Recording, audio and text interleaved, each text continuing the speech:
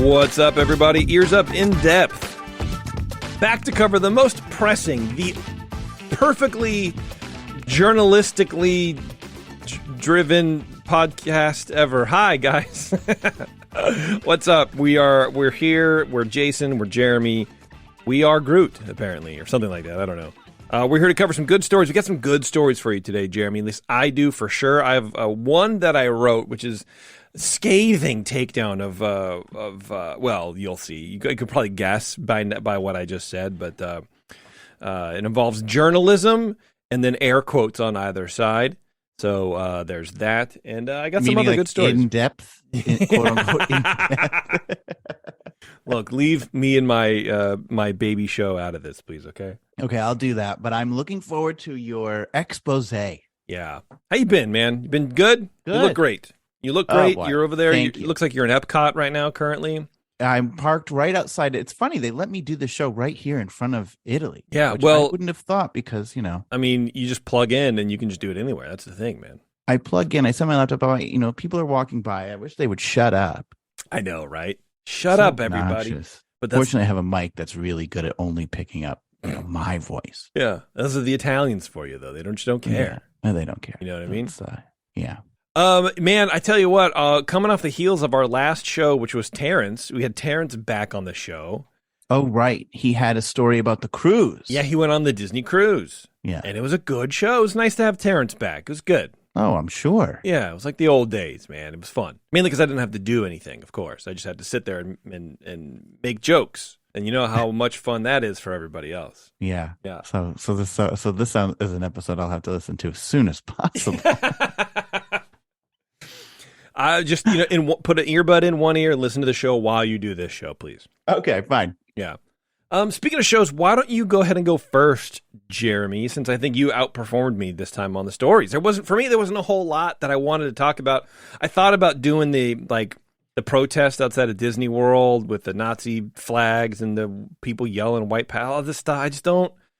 I'm emotionally tired of it. I don't have the energy to cover that story. I just don't. So I apologize if you were looking forward to that. I'm looking forward to hearing that.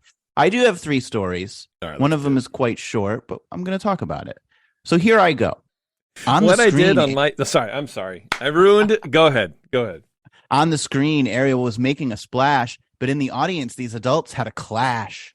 A group of adults were seen fighting during a screening of Disney's live-action remake of The Little Mermaid at a theater in Orlando, Florida, prompting others in the audience to demand refunds because their experience was disturbed by these fighting people. A video on social media captured the moment a group of adults in a cinema began fighting. In the video, adults are heard yelling at each other in the darkness of the movie theater as the song Under the Sea can be heard in the background. Other theatergoers appeared to step in to try to defuse the situation, but it is not clear from the short video clip if the clash ends. I mean, I'm sure it does eventually because 5 days later, they couldn't all still be in there screaming, but, So you're going to have to... When or how. Yeah, if you want to keep screaming, you got to buy 4 more tickets. Okay, just put it on my card. This guy is wrong. He needs to know it.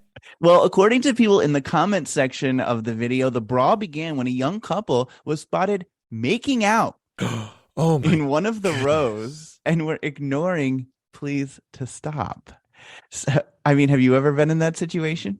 I mean, no. I was going to say, I was going to try to break it up into I've never been asked to stop by people watching.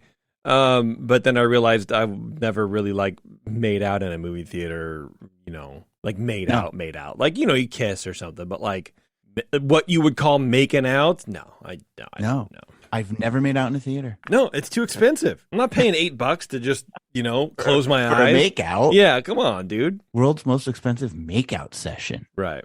How old were these people? Do you know? It's rather unclear. Okay. Because also, I don't think they were in their 50s. I think they were a bit younger. Because I feel like they have to be younger, right? Because number one, you're in a movie theater watching The Little Mermaid with no kids, presumably.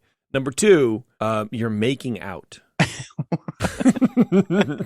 Right. So, a kiss, that's fine. Kissing is great, I guess, if you're into that. but like full on making out during a movie to the point where people are yelling at you to stop and you don't. That's a young mindset right there. That is probably 16, 17-year-old like. Right. We can't stop. Yeah. I don't want to. Screw them. I'm going to do what I want. This is America. Yeah, let's take it up a notch. We're going to French. I will get to second base in this movie theater or, die trying. Well, it isn't quite clear in the video if that is the exact cause, but one of the angry voices can be heard saying multiple times, quote, in front of my daughter, in front of my daughter. So that does sort of track with that claim that this person didn't want them making out, doing this in front of her child. Would you like to hear audio? Very much of this so. Incident? Absolutely. I've sent it to you. All right, you ready for it? Let's go. Hit me with it.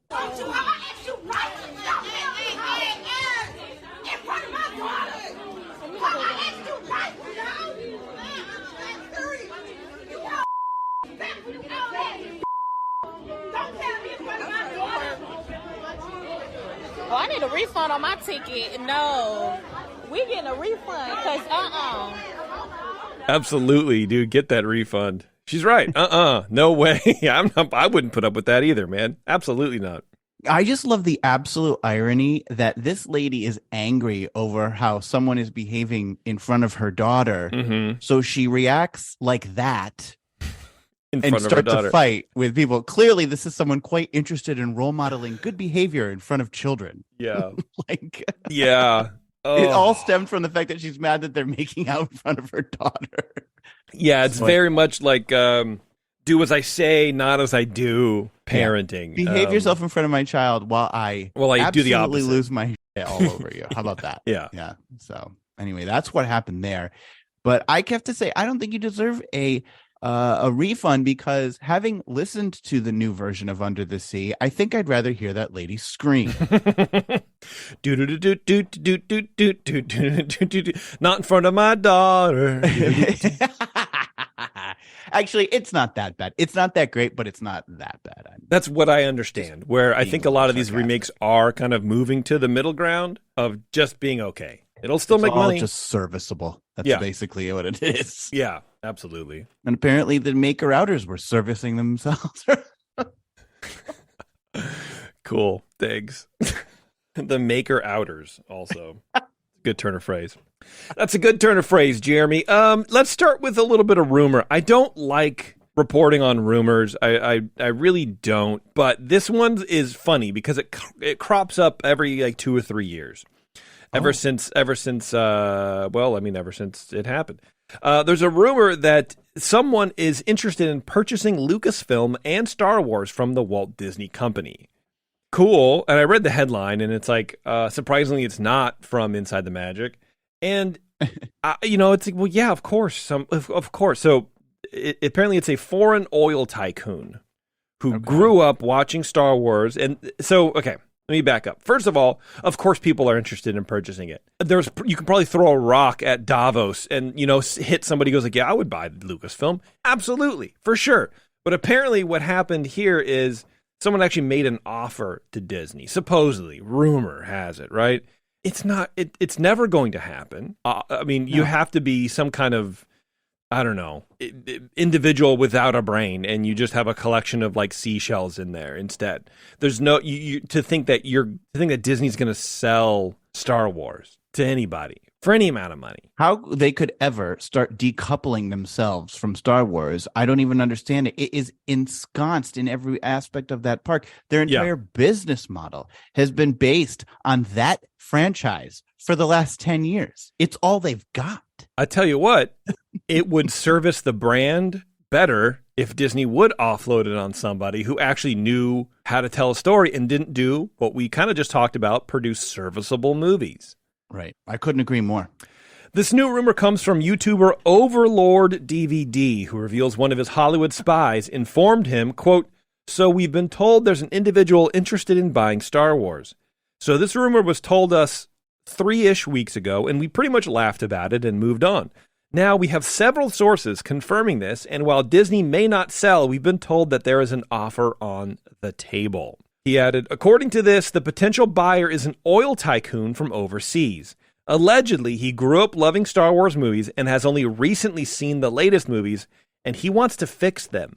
And to that I say, sell, yes, please. Yeah. Do a George Lucas on these other movies, please, for the love of God. The latest source said, made this claim, said this guy is willing to pay $8 billion, and he won't even miss it. And Disney can keep the rides and even make new ones, but will never be allowed to make another movie, show, or cartoon. Sounds like a good deal, actually, for Disney. It kind of does. I mean, they have problems with the movies anyway. I mean, there's been 2 or 3 of these Disney movies that needed rewrites and multiple directors to pull them together. And even then, the storylines are sort of weird and wonky. The cartoons are fine, I guess. The TV shows are good, and or, like I said, on record, that's the best thing they've done post buyout. Absolutely. Everything else is sort of serviceable. Fan service, blah, whatever. But Andor really, I think, tried to push a narrative and tried to take storytelling in a new direction with Star Wars, make it a lot darker for a lot longer.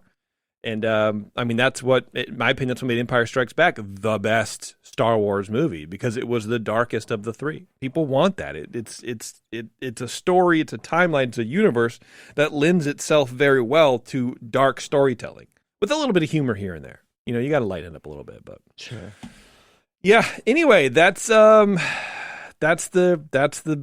that's it. That's the rumor. I don't think it's going to happen, but I do like the fact that there are people out there who supposedly are interested in buying Star Wars to fix it. Do you think that I could persuade this person to instead spend their $8 billion on building a new Epcot that is more true to fix that and make it more true to the original? Like, give me back a Horizons of $8 billion. You could probably do it for $4 billion. He could spend half of that. Forget about Star Wars and give me an Epcot with Illuminations. Make it in the Middle East. I'll fly to Qatar or wherever the hell it is. Let's go.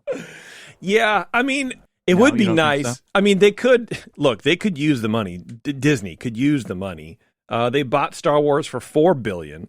So you're doubling your money. You can keep the rides. You can make new rides.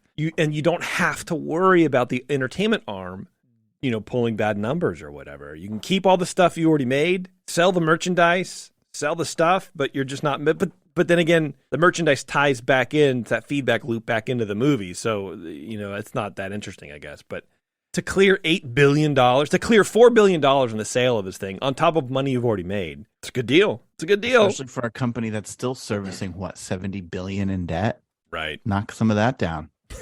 Right. But I don't like the idea of that franchise going to overseas, oil baron. That would just be weird. He's not a baron. He's a tycoon. Oh, is there a difference? I have no idea. I don't know what the definition of either of those things are. I'd like to be known as a tycoon. You're a tycoon of Disney music. Radio station tycoon. There you go. That's it. Anyway, that's what's happening in the rumor mill, Jer. Virtual races are a great way to peddle overpriced Run Disney medals. Disney has cracked the code. They don't need the hassle of holding these huge Run Disney events to get your money and have to deal with traffic and transportation and feeding people and the logistics of putting on these races. They can just charge guests directly for the medals and ship them to them. Oh, geez. Under the guise of virtual races. And they've added more to the calendar. To the calendar. I love it. A first of its kind event is coming this holiday season, the Run Disney 12Ks of Christmas. Oh, my God. Which is a series of 3 separate 4K running events and a challenge to do all 3. They're coming, and they'll all be hosted by favorite Disney friends. That's according to Disney. Okay. Also, according to Disney, it's a perfect way to stay motivated during the holiday season and keep you from sledding off your training plans for a future Run Disney event. The only thing sweeter than a chorus of Disney characters will be the sound of you crossing the finish line. The virtual finish line. I know. What finish line? People aren't doing this. They're calling up. This is a mail order medal program. Like, let's get serious. Right. Plus, who doesn't love a few? I'm still reading Disney's right about this. This is how much gibberish there's no news here. It's all just saying. It continues. Plus, who doesn't love a few extra presents during the holidays, especially when they're your hard-earned efforts? So that's Disney's marketing for the 12Ks of Christmas. I do suppose, I know a few people who have done the virtual race, but yeah, Taryn and I did one with Alice. It was did you? A Sesame Street one. was like a Grover, whatever. And it was cute. And but we walked most of it because Alice is like 3 at the time. We're not going to run with her, but we mailed away. We got a medal, but it was like $50. It was like super cheap. And we got a shirt and a medal. It was cool. Well, these are $48 each, $48 for each 5K. And then if you're going to do the challenge, it's just $160 for the whole thing. Okay. But I don't know. What do you do with the medal? To me, all of the gratification in the race is wearing the medal around at the park the day after. This medal comes to you and then to you. Yes, that is 100%. You're exactly right. So I don't quite get it, but I guess people are going to do it. Registration for the new virtual races will open July 25th, 6 months till Christmas, with more details to be released soon. So stay tuned to rundisney.com for the more info on registering for the 12Ks of Christmas. And I guess if you are doing that, Disney World Marathon weekend is the first weekend of January. So I suppose if you are running one of those races, this is a good way to sort of keep yourself in shape through December to get yourself, so you don't fall off and have to phone it in at the real one. That makes sense. You know what else makes sense, Jeremy? Summer is right around the corner, and our friends at the 21st Amendment are celebrating the return of the warmer days with their popular and everyone's favorite seasonal beer, Hell or High Watermelon Wheat. The brewers at the 21st Amendment brew an American wheat beer with real watermelon juice, creating a refreshing, fruity, and quenching beer, or what they affectionately call summer in a can. Hell or High Watermelon Wheat will make any weekend barbecue or beach time activity that much better. When visiting the California Bay Area, be sure and stop in at the 21st Amendment's San Francisco Brew Pub at 563 2nd Street, just 2 blocks from where baseball is played, and also be sure and visit their brewery tap room just across the bay in San Leandro with an outdoor beer garden. I will be there in August sometime in San Leandro, and I can't wait to go back. What do you think of that? Why not till August? Just go all the time. It's not that far from you. You should be there every week. It's far. I mean, you're right, but it's far enough. Let's see. I have a thing that I think you'll enjoy. It's just commentary, and then we'll take a break. Okay. What do you think? You want to do that? All right. Sure. So, we like to make fun of the Disney podcast, right? The travel podcast, whatever it's called. I have no idea what it's called. Well, does that even still exist? I think so. I think it's the Plan Disney, right? Plan Disney. Oh, okay. Podcast? Probably. Is that what it's called? Something like that. Yeah. Sponsored by State Farm. I happened to cross someone on Twitter who drug this up into like the Twitter atmosphere, which I've only ever really heard people complain about it on our show. It's like us complaining. Whenever I listen back to the show to edit it, that's the only people I hear complaining about it. This person, Jenny Nicholson, she says, one of the weirdest Disney marketing things I've come across is this weird fake podcast where they've held these 3 women hostage to basically pretend to be normal fans who are not working for the company as they rigidly read extremely scripted ad copy to us. This is so true. And then here's a clip. Here's the clip that she pulled to like embed in her tweet. So when you arrive at the Star Wars Galactic Star Cruiser, you'll be greeted by cast members. And the cast members make the experience so easy. So they welcome you, they check you in, and they give you your data band. Okay. This will allow you access to your cabin, but it also helps you with some secret missions on board. So you want to make sure that stays close to you. After you check in, you jump into a launch pod. Okay. And in my opinion, this is when the adventure really begins. In my opinion, this is when the adventure really begins. When the actual stuff happens. Checking in or whatever, that's not really an adventure. But the adventure begins when the scripted things that you're paying $5,000 to do start. And so they're recording inside of basically the waiting room or the holding cell or whatever before you get on the Millennium Falcon ride or whatever. So they're on the Millennium Falcon, and so that you can hear the echo. It sounds terrible, and they got those mics driven up so high that when this lady breathes, you hear my breath sometimes, but I'm like on the mic. She is at least 2 feet away from this microphone, so she's back like this. And she just breathes normally, and you can hear it. And it's like, oh my God, what are you guys doing? And they have $400 mic. They have the same microphone I have. They have 3 of them. They're expensive as hell, and it's astronomically bizarre to me how they can't. I comment. It's like, dude, I talk about this all the time on my show. Like, just give us real people talking about real things, not just reading a script and saying, "Whoa, this is cool." Like, who is this? Who is this for? Well, who is that poor schlub that the person's talking to in the background who's going, oh. Yeah, so I don't know, but there is a they've lady been so enlightened by this. There's a lady sitting next to the person talking, and people are like keying in on her because she looks like checked out. Like, who knows how long she's been sitting there. Actually, I think someone says she's been they make that woman sit there for like a 45-minute stretch where she doesn't get to say anything and just has to look at them like that. Anyway. It just gives me so much joy that we aren't the only ones, right? My worry is that other people are listening to this and thinking, "Wow, that's so informative." When obviously it's just crap. It's just marketing. Yeah, it's just empty pap. And that I was so worried that people were listening to it and thinking it was great, but they don't. No one thinks that's great. I don't think. Obviously it didn't work. Look they just have to close the whole thing. They can't think that it's great, but I do think that there probably was some attachment or whatever to it because it's from Disney. That's why, I don't know, you know what I mean? That's why people do a lot of these weird things for Disney. It's like, oh, I feel like behind the scenes. I don't know. I would love to see the numbers on it, and I hope they do it at some point again soon. But have it a real pod. Have a conversation. Just do this. They're not doing that. It's not happening. Get it out of your head. I know. But that's good for us because it gives us something to talk about. But it's true. You don't like making fun of it too much. Because I don't want to get too dragged. I don't want to get too bogged down with doing that. I mean, I could make it our whole show is just sit and make fun of that podcast. But then at some point it's like, well, now we're just being cruel to these women who have a job and who, quite frankly, I would want that job. I mean, I want to get paid to do this. I want to get paid. So I guess you're nicer than me. I have no problem being cruel to those people. I mean, I do. Don't get me wrong. I also am nicer than you. I just don't want to do it for that long. That's all. Just every once in a while. I could never stop. And you would be happy. I'd be perfectly happy.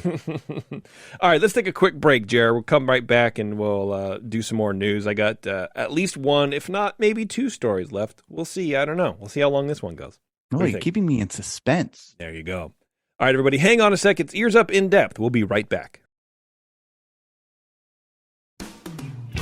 In Depth, reporting Disney news that's probably not made up. All right, Jared, what you got? On a previous story, I bring you more dirt about a guy putting his camera up a woman's skirt.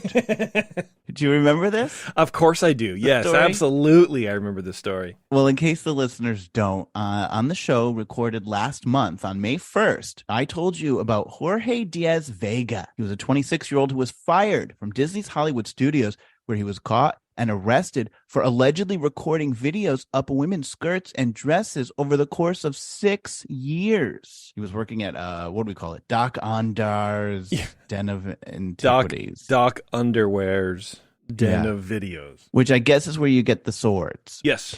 So lightsabers. Diaz-Vega, lightsabers, that's where you get them. Well, who cares?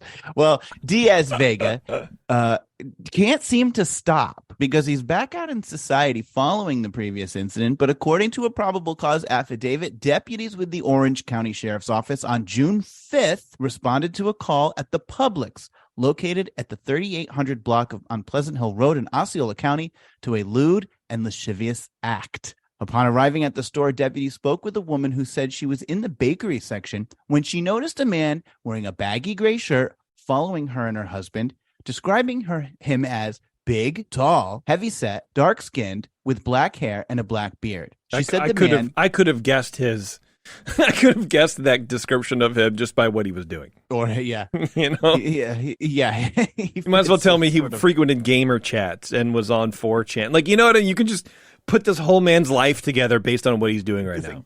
He's a total gamer.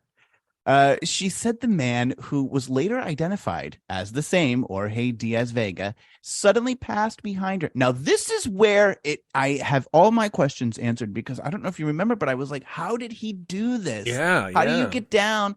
And I wondered if he had it on a selfie stick. Like, I couldn't figure out how this was happening for so long without someone noticing a camera between their legs. Well, here it is. She said the man was suddenly passed behind her and then knelt to the side of her with his phone in his hand. Oh, my God. She suspected that he was recording or taking photos of her. So she then told her husband what happened. and he began to follow the man to see what he was doing. She said that Diaz-Vega then got on the checkout line behind another woman. The victim watched him take his phone and move it underneath the woman's dress. So he's doing it to two people just in the same store. On a phone? With a phone? Like there's no like mini camera attached to his shoe or something cool like that? He's just like blatantly like, I don't know, man. Go camera shoe phone. So she tells deputies, she's like, he was taking pictures of women's undergarments in the checkout line too. So the victim then yells at Diaz-Vega. She's pissed now. So she yells at Diaz-Vega. She's like, stop, which this caused him to leave the store. Mm-hmm. But her husband runs out, catches up with him, and takes the phone. Okay. He grabs it. Yeah. And Diaz-Vega, it goes, allegedly, according to the police report, he says, I've been fired for this before. Do not call the police. I promise I'll delete the photos. Wow. Like he knows the jig is up. So then, according to the affidavit, Diaz-Vega left the store and he left it, leaving his phone behind with the victim's husband. The husband said he opens the phone and observed a video depicting his wife, the dress she was wearing at the time of the incident, and her underwear. Deputies en route to the scene were able to locate Diaz-Vega after being provided his license plate number and a description of his vehicle and took him back into custody. The phone Diaz-Vega allegedly used to film the women was actually owned by his father, who consented to a search of the device. On the device, the phone allegedly had upskirt videos of both of the women, and surveillance footage from the store corroborated the stories provided about his alleged actions. Diaz-Vega is back out of jail once again on $5,000 bond, but has been instructed by the Osceola County judge to stay away from all Publix supermarkets. So I guess he's going to have to get his cold cuts at Winn-Dixie now, because maybe Aldi. Like why is he not barred from having photographic? Like you can get a flip phone without a camera on it. Like why is he not barred from that, but he's barred from Publix? I don't know how this works. He's on bond, so this isn't over for him. I mean, he must have a court date. Like he's not just out, right? So I guess now he has 2 counts or 2 charges. I would imagine he's gonna have to go to court at some point. I don't know what the charge is for this, or what the potential penalty for this is even. I mean, at some point you could say, like, is this aggravate? Like, is this, I don't know, like, it's not just videotaping someone. Like, you're kind of. Yeah, I would think voyeurism is a actionable thing, but I don't know in Florida. I mean, you're awfully close to someone's personal space. I would think that there's got to be something more than just voyeurism. There's got to be something about, I don't know if assault's the right word, but geez. Like threatening, it's like threatening behavior or something like that. Right. Who knows? We need an attorney. Yeah, a Florida attorney. We need that. So wild, man. Jeez. He's out. But yeah, he was our friend from Hollywood Studios, and he's still tormenting the people of the greater Orlando metropolitan area with that phone. Ugh. So I don't know what's going to happen next, but we'll keep our eyes out, and I will bring you up to speed on the latest events surrounding Jorge Diaz-Vega. Please do. Always. All right, Jeremy. Well, one of my favorite Disney-related hobbies, Jer, is, of course, everybody knows, when I dress up like Mickey Mouse to clean my rain gutters. But I've long since outgrown that costume, so I've been left adrift, having to find a suitable replacement that won't be too detrimental to my mental health. And unfortunately, I have done the opposite and fixated on one of the largest targets on the internet, InsideTheMagic.com. Oh, God. For years, I have reveled in mocking the dramatic and overhyped nonsense headlines from this bastion of poor writing. If everything these people wrote about was actually based in our reality, the Disney parks would have been ghost towns years ago. So, Jason, you might ask, who printed out the last ITM headline and shoved it in your pipe and made you smoke it, or something? Ironically, nobody. Nothing actually happened with headlines or anything like that. Today's rant comes from my browsing of LinkedIn, which of course is the job site trying to be a social media platform. I noticed several postings for something called Fact Checker for Disney Entertainment Websites. It's the plural of that last word, websites, that really piqued my interest. And while I'm not the most informed man when it comes to keeping up with the plethora of Disney blog sites, I always like to see who's hiring and what they pay. I mean, I am looking for work, so, it makes sense, right? And that's really the headline. It's and there was like 4 or 5 of them, all with the same copy. So it's like from a job board or something like that. But the first sentence sent me into orbit for a few reasons. Just immediately off rip, the first sentence blasted. No brains left. Here it is. Quote, Inside the Magic is the #1 site online for Walt Disney World, Disneyland, Universal Studios, and more. Well, who is ranking these? What ranking is that? Who can just say claim #1? I worked at a homebrew shop, and we used to say the world's largest, online homebrew shop or whatever, and we were fine with that until someone, because we were basically waiting for someone to go like, "Well, I don't prove it," and then we would get numbers. It was like back when we really cared about that stuff. So I guess you could just say it, and then if WDWNT or whatever comes over and be like, "Hey, you're not the #1. We're the #1," and they would compare it. I don't know. Who knows? Who cares? You should say like the premiere or the best or the latest breaking. Those are all adjectives that really could be more loosely interpreted. Sure, but it's also Inside the Magic writing this. So keep that in mind. Sensational already. Fair. Right? Right. The claim, the ITM is the #1 site for, it doesn't actually really say. It says the #1 site online for Walt Disney World, Disneyland, Universal Studios, and more. For what? I would guess the #1 site online for Disney World would be the Disney World website. Thought. I don't know, right? Yeah. That's where you would go. Right. Also, they use the word number and then the number sign. So you can tell absolutely that somebody at ITM wrote this. So it said it would go, Inside the Magic is the #1 site online. Or maybe it's a hashtag. I don't know. But it's very, very funny. The post continues. Quote, plus movie news they start plus, just fresh sentence, plus movie news for all of your favorite Disney, Pixar, Marvel, and Star Wars films, covering the most interesting, entertaining, and unique entertainment experiences in the worlds of theme parks, movies, TV, video games, conventions, special events, and so much more. Okay. Now, I love a run-on sentence as much as the next pseudo-journalist, but this about collapsed my lungs trying to read it out loud. We could just pick that apart, too. It's like, how many... First of all, you have the word entertaining and then entertainment 2 words after. It's just poor writing, terrible writing. Put a period in there. Break up your thoughts a little bit. You're trying to shove everything that you can ever think about your weird website into one sentence, and it doesn't work. Just putting more commas doesn't fix anything. But here's where things get interesting, aside from the terrible grammar. Apparently, ITM owns and operates multiple Disney-related sites on the internet, each focusing on weirdly phrased news about the parks. It's not just Inside the Magic? It's not just Inside the Magic. There's multiple sites.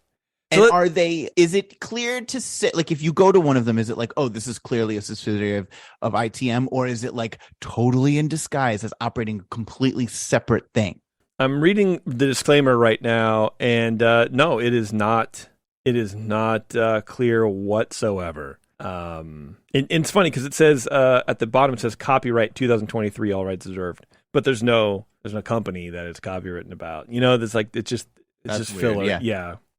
So they're definitely trying to be shady about it. So let's jump back into the post and take this next part very slowly. Okay. Okay. DisneyDining.com is the number 2 site online for Walt Disney World news coverage and entertainment.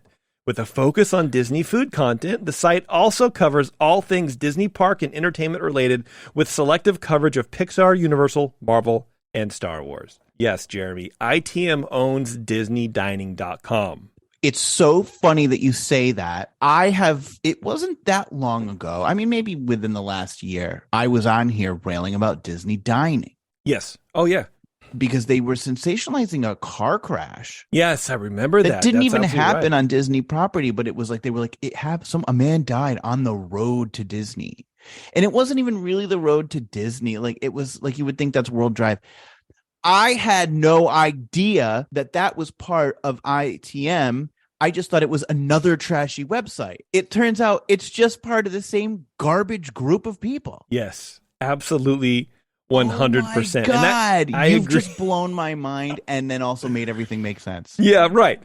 You can look at the headlines and see many, many similarities between these two sites, but I had no idea they were related apart from both of them having a flair for clickbait. Apparently now they're multiplying. Here are the other websites that look pretty brand new. I'm scared. I'm going to lose my mind. I would be surprised if you heard of any of these, honestly, because I think they're very young. I don't know. Disney Fanatic, Disney Tips, How to Disney, and Disney Dreamer are sister sites of Inside the Magic and Disney Dining, with growing audiences. This is back from the Post again. So, I had to go to these doorways to Hades and investigate. And these so-called sister sites are basically mirror images of one another, running the same website theme. Disney Fanatic and Disney Tips are the same theme, and How To and Disney Dreamer are also the same thing. All four completely loaded and bogged down with ads. But what do they actually report on? Well, I have them all up here. So Disney Fanatic, their top story, guest kicked out of Disney Park for hassling cast members. The next one, Disney marketing campaign spams fans, ends in epic payoff. Epic. Okay, cool. Then let's see. Oh, Tron Round 2. Another Disney World attraction drags on more than 2,000 after initial announcement. 2,000 what? What in God's name are you even talking about? And they're all written by the same person. Oh, actually, you know what? Not on Disney Fanatic. On the other ones they are, but these are actually different people. Disney and Pixar are desperate for a hit. Is Elemental the one? What do you mean talking about a hit? What are you talking about? Nobody's desperate for a hit. Their money multiplies at the box office weekly. They're not desperate for anything. Well, this was fun, too. Disney website mysteriously breaks down, citing, quote, technical issues. What do you mean mysteriously? Nothing mysteriously happened. Well, there's no mystery when a Disney website goes down. They go down once a week. Right. Let me solve the issue for you. Their tech sucks. It's not a mystery. We all know. Oh, man. Wait, so did you say it's Disney Dining or Diz Dining? This is Disney Fanatic. Right, but what is the dining one? Disney Dining. Okay. Disney fans are learning the heartbreaking truth about this iconic villain, and it's like a scar thing or whatever.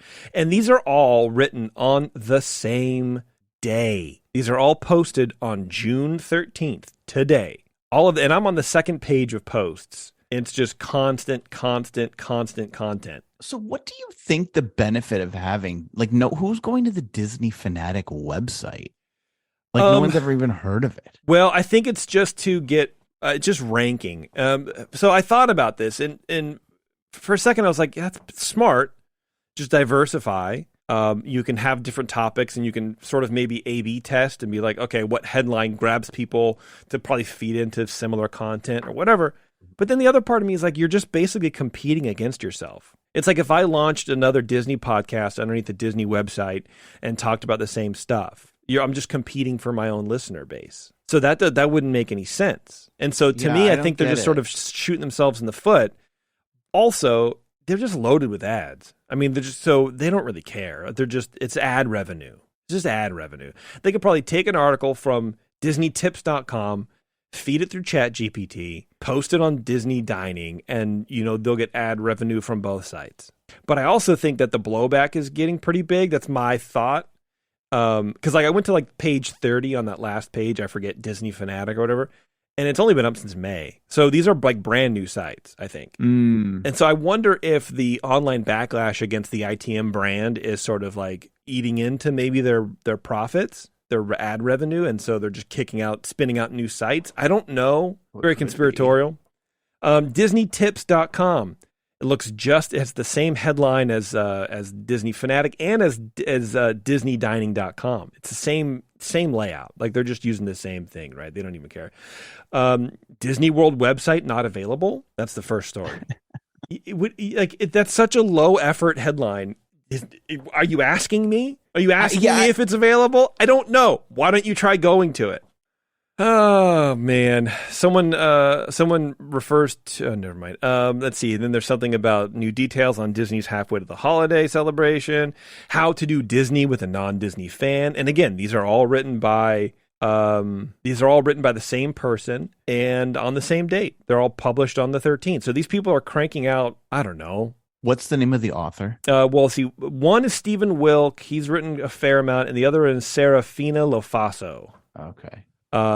Rent Walt Disney's former home. Okay. I mean, I guess. Oh, I did see that. Yeah. $40,000 a month. So then we go to How to Disney, and that's a little different format, but basically very, very similar. All the same ads on the right-hand side. 6 problems you could face at Disney this summer. Okay. 6 problems you could face. I mean, paying it off would be number 1 through 6. The second story, Walt Disney World traditions to begin on your honeymoon. Like, first of all, get out of my honeymoon. I don't. Live music spots we never miss in Walt Disney World. 7 Disney snacks we always take home with us. Stop buying snacks at home at Disney and taking them home with you. You don't do that. Nobody does that. Nobody goes, these are my 7 snacks I bring home. The only thing I bring home is the friggin' Matterhorn macaroons. That's it. 7. Like I read an article about it, though. 7 Disney snacks we always take home. And I suppose it's just a different way of saying here's 7 snacks that are really great and you should try. But yeah, here's where it's me. It's the clickbaity thing, though, of like, oh, well, what does this person always do? No, you don't always do it. You're lying. Right. All right, we've got all 7. We can leave now. Yeah. And they're all written by Victoria. They're all written by the same person. So it's like one person just busting out this information. Go ahead. Here's what bothers me. DisneyDining.com. Yes. I pull it up. Okay. Right. Now, that's a website that is ostensibly with a focus on food. It's in the name. Right? Dining. Disney Dining. Yeah. First article. Family loses everything while they're away at Walt Disney World with a picture of a firefighter. Yeah. So if I'm interested in finding out about what I'm going to eat or snacks or food options at Disney World, what is this? You know, to be honest with you, that picture, I thought it was a Teenage Mutant Ninja Turtle. No. I had no idea. Yeah, I agree. It's very odd. And then, a little bit down, Disney looks to FBI for guest protection. And then right underneath that is best ice cream options at Magic Kingdom Park. And this is the only website you can have a photo of a Nazi flag right above a story about best ice cream options at Magic Kingdom Park. I think that's probably why they're also fracturing off, because they're so melted cranially that I think they're going into too many directions in their key sites, so they have to branch them out to other things. That's why they're very specific, like How to Disney. So that's probably assuming going to be a bunch of tips. You got Disney Dreamer, the very first article. Doze off in style. The best places to nap while visiting Walt Disney World. How you want to read that? Is that something someone wants to read? What are you talking about? Well, if you need any help going to sleep, pull up this website. And then here's another one: timeline of Disney's most historical events.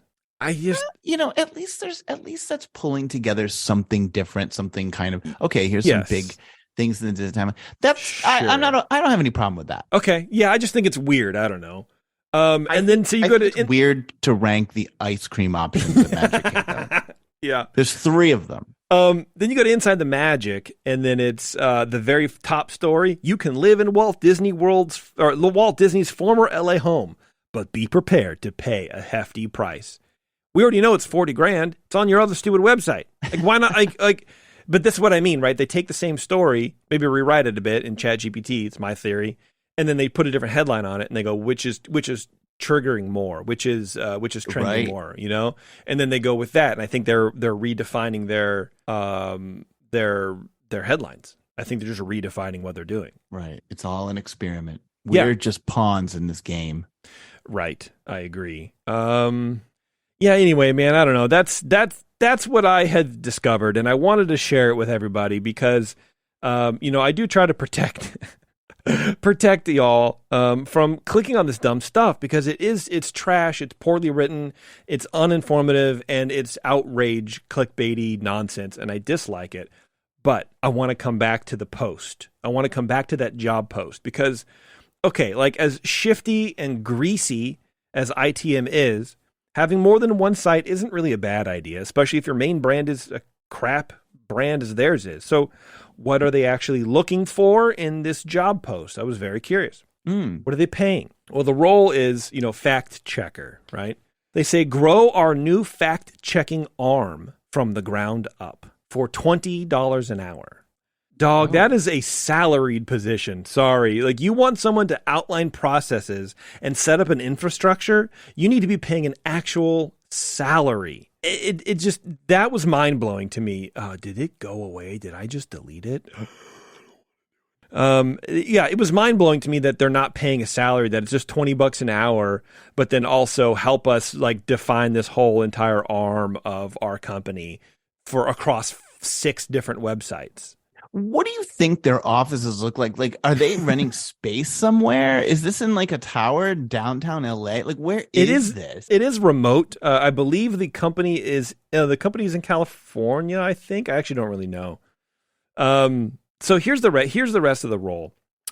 Inside the Magic is looking for an innovative, detail-oriented, passionate, and knowledgeable fact-checker to join our team. You will be responsible for overseeing fact-checking on Inside the Magic, Disney Dining, and the rest of our sister sites. We are looking to hire a full-time contractor. So, contractor, that means they don't have to pay you benefits or do anything like that. $20 an hour, then they can fire you at will. So, that's cool. We are looking for someone in the U.S. or European time zones. This role is perfect for you if you have a passion for Disney, TV, and film and theme park culture, great attention to detail, best-in-class research skills. You want cream of the crop for $20 an hour as a contract position? Peace, dude. No wonder at this time there's only 4 people who have applied for this. Well, they didn't say what class. You're just the best in the worst class. Responsibilities. Fact-check articles at a high frequency. Does that include, labeling the headlines that they generate as like disinformation? Is that part of your whatever? Anyway, grow our new fact-checking arm from the ground up. Work closely with the directors of content. Capitalized. Oh my God! Yeah. Can you imagine who that? Like, I'd love to meet the director of content. Is that an SVP role? Let's see. To establish and implement new fact-checking protocols. Yeah, so you're sitting there, you're trying to do all this stuff. $20 an hour? Dude, no. Add to content in the way that aligns with ITM's voice, tone, and brand. Oh. Yeah, I should be paying you for that privilege. Collaborate, blah, blah, blah, blah. Please note that you'll be joining a fast-paced and high-achieving team. You'll be held to high expectations and challenged for only $20 an hour. And you'll also be supported in your growth in this role professionally as well as personally. Imagine receiving personal growth help from ITM. The application... Yeah, I really want to be... like, I want to grow as a person by those dirty, greasy, skanky, awful, clickbaity. They're abusive to their reader. Like, they have no relationship with their reader. What these people are, they're technology people who are using technology and ad serving to make money any way they can. That is it. They are not interested in Disney. They don't love Disney things. They don't, because they write about it in a way that doesn't, they just want your eyeballs for 2 seconds and they get paid. Doesn't matter. The application procedure is simple, and this is really boring, but it's going somewhere, I promise. First, answer the below questions in the link. Shortlisted candidates will receive a second round of questions so I can understand you as a person better. I can understand you as a person better. Not a person better. I'm a person. Would you like to understand me better as a person? Better as a person? Jeez, dude. After the second round of questions, you will be invited to perform a test project. So to me, this is a giant red flag because you'll get a lot of these people who are trying to interview for like social media. A couple breweries have gotten in trouble for this over the past couple of years. Well, they'll put you through 3 or 4 rounds and they'll go, all right, set us up with a fictional 30-day marketing plan for this new beer. And then people will do it and then they won't get hired, but their plan will be implemented. At least maybe it's varied slightly. I would never do this. Here's a test project. Nope. Hire me or don't hire me. It's $20 an hour. Remember, $20 an hour. And you want me to do a 2 rounds and a test interview? Psych your mind. Also, fill out the below questions in the link. There's no link. There's no link to their process at all. Nothing in here to click on. Here are the requirements for this job, quote unquote. Experience fact checking for other publications. So that's your requirement, is to experience fact checking for other publications. Experienced fact check, whatever. Does that mean they want you to come with previous experience? I think so. Like reading that 5 times, I guess that makes sense. So you must have had a really terrible job if you're leaving it to go to this for $20. Knowledge of Disney, Marvel, Star Wars, and theme park culture. What is theme park culture, by the way? Is it just wearing whatever you want and cutting in line when no one's looking? Because it's awful. Ability to write in a clear, engaging, and informative tone. That is ironic. Yeah. Good with systems and processes. Strong research skills. Yada, yada, yada. Very organized. Benefits. Here are the benefits. I was very curious about this. What do these people pay? Or if you're not paying $20, if you're not paying salary, if you're only paying $20, you better be offering something primo benefits wise. The first bullet point, work with an existing talented team. Okay. So the benefit is you get to work. Oh, that's the benefit? That's the benefit.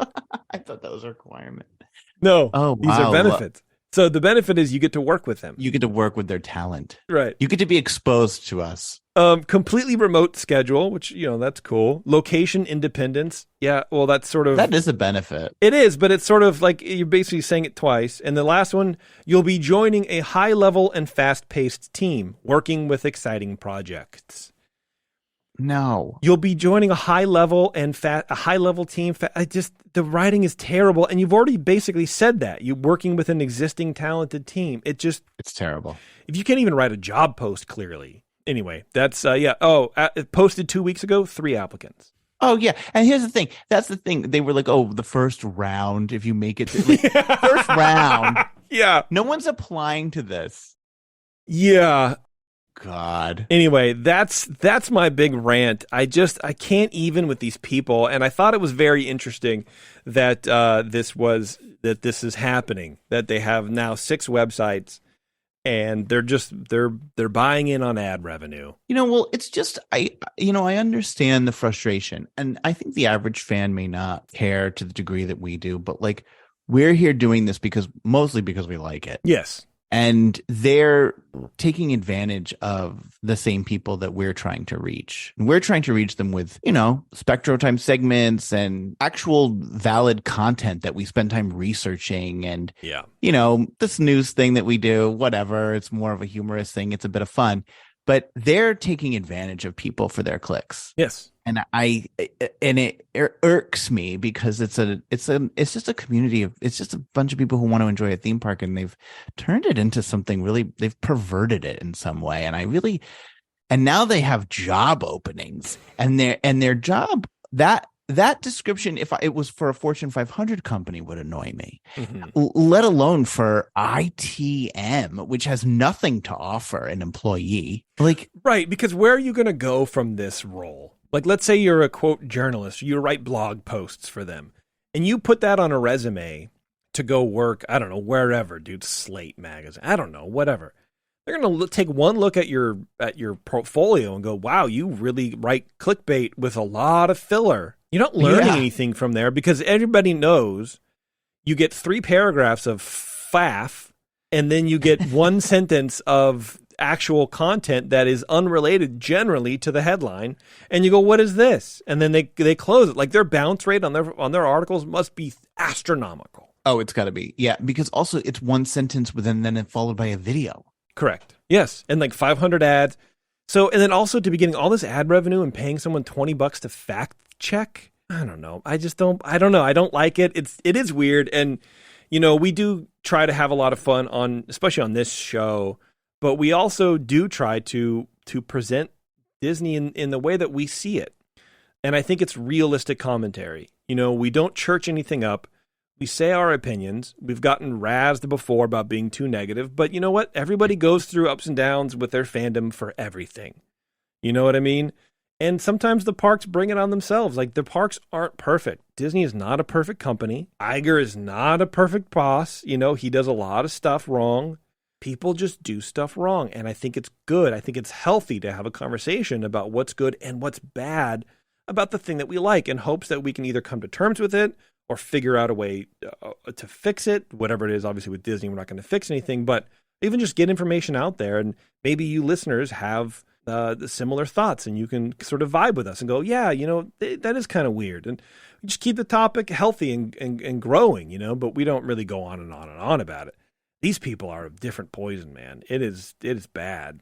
It's bad. Well, yeah. And I think, like I said, I don't think that they have a relationship with their audience. And whether, yes, I know I've gone negative and been annoyed, but at least you're getting my authentic self. Right. Yes. Like who are these people, right? I'm not faking any of this. Yeah. If I say it, I generally feel it, or I'm trying to be funny. But like, there's nothing that I'm saying that's trying to bamboozle you or bait and switch you, or this is all just me and my thoughts. Right.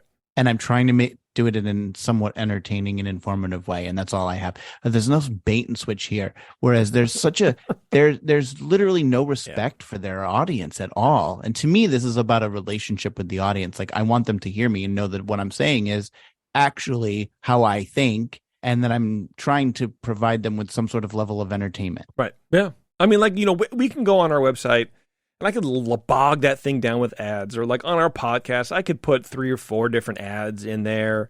But I don't, because I respect that relationship a little bit. You know what I mean? Like, we need to make some money to keep everything going. So there's a couple ads. Sure. I'm not going to shy away from that, but I'm also not going to like drown you in them, because I think it's rude. I think it's super rude, man. And like any website I see that, I just click off it. I could be super interesting article. I don't know, whatever. I'm not going to do it. Just not going to do it. So, right. Anyway, whatever, blah, blah, blah. 6 websites out there and growing, apparently. So if you're a fact checker and you want to work for $20 an hour, doing whatever, you can apply. Let us know how it goes, man. Yeah. And if you don't want to do that, and you happen to be a physician and you want to keep 2 people from going off the edge, meaning me and Jason, you want to do it for free, you could be the official EarzUp doctor who, yes, on we were call. talking about this before. This is totally, because we were talking about this before the show. So anyone listening to the pod right now would be like, "What is he talking about?" But we were talking about how crazy we are. But we want to hire for free a physician to keep on call, to take our calls at any moment of the day, and tell me that I'm not dying. I think that term is called internship. Well, but I don't want an intern. A doctor. I want a fully fledged physician with at least 10 years of cardiology experience and oncology, everything, all of it. I need all of it, and I need to be, and they have to be willing to take my calls at all times. Tell you what, if you're a cardiologist looking to start a podcast, we'll do work for free in exchange for labor, for being on call. No, but honestly, actually, if you know anybody who's in social media and wants to like start editing videos and stuff, I don't have time for it. I have a hard time editing my voice, but I need to be doing more like TikTok videos and Instagram reels and stuff like that. So, hook me up. If you know anybody looking to do any work in social media for EarzUp podcast for very little money. $20 an hour? Not even. I wish I made enough money to pay someone $20 an hour. That'd be awesome. Yeah. People here are lucky if they get $20 a month. All right, everybody. Thanks a lot for tuning in. I appreciate it. Just to end on a depressing note. I don't know, whatever. I know we got other shows coming up. I don't really know what's going on, so whatever. Check the website for all our recent shows, and leave us a voicemail. You can leave us a voicemail right now. I do have feedback. Oh my God, I forgot about the voicemails. I gotta get back on it. You do, absolutely. Oh, I love leaving those voicemails. That's the best. And if you're looking to go on a Disney cruise, check out our last show with Terrence. Terrence came back and did a nice little ditty, nice little number on his experience on the Disney Wish, which is very cool. A lot of fun. It's a good Terrence time. Yeah. All right, everyone. Thanks a lot for tuning in. And till next time, we'll see you in the parks.